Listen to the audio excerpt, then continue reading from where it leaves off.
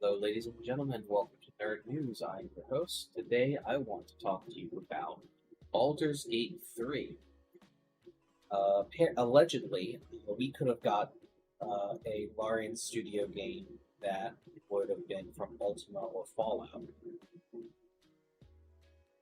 This is by Games Radar, written by Jasmine Wilson.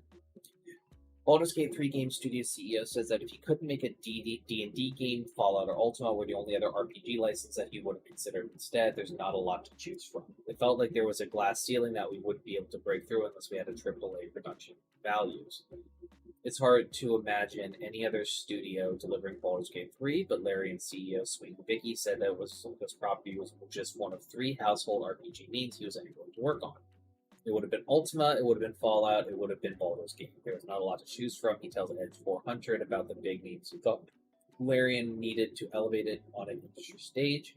Once upon a time, Larian never did get its hands on the Bethesda franchise, but the rich D&D setting of the Sword Coast proved ample opportunity to further the studio's ambitions. Following the shutdown of the original developer, Black Isle Studios, the popular Baldur's Gate license was sitting untouched, with D&D publisher Wizards of the Coast. It's one of those IPs that, a lot of people want to work on, so it'd be great for attracting other people to the studio. Explains Vinky of his reasoning. At the time, I felt like there was a glass ceiling that we wouldn't be able to break through unless we had a AAA production values, budget, marketing, and all of the AAA things.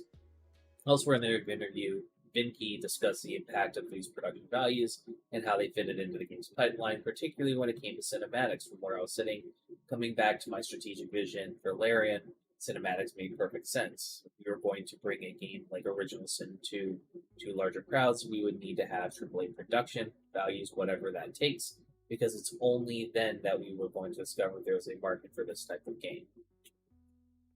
If the myriad of awards, nominations, and accolades that Baldur's Gate 3 has received in the last year alone are any indication, it would seem that the market for this type of game is well and truly thriving. I would love to see a Fallout or I actually have no experience with the Ultima franchise. I'm a big RPG nerd, so if anybody watching or listening has any suggestions on what would be a good way to introduce myself to the Ultima license, please, I'd love to hear some suggestions. As far as Fallout, this is my YouTube channel is a well-known Fallout love channel. I'm doing the Fallout 5 countdown and all, but I'd play a Fallout 1 or 2 style RPG with modern iterations and stuff, like a interplay level Fallout game, especially if Larian did it. So ladies and gentlemen, thank you so much for listening. I appreciate your time and your listenership. If you want to support the show, you can do so at HIMedia.gg/tip.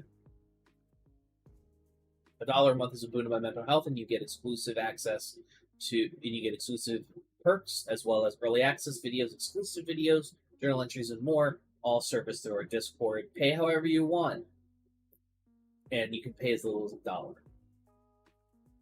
Regardless, ladies and gentlemen, thank you so very much for your support. I appreciate you, your time, and your listenership. If you want to join the community, please do so at HIMedia.gg/Discord. We'd love to have you, and I will see you guys next time.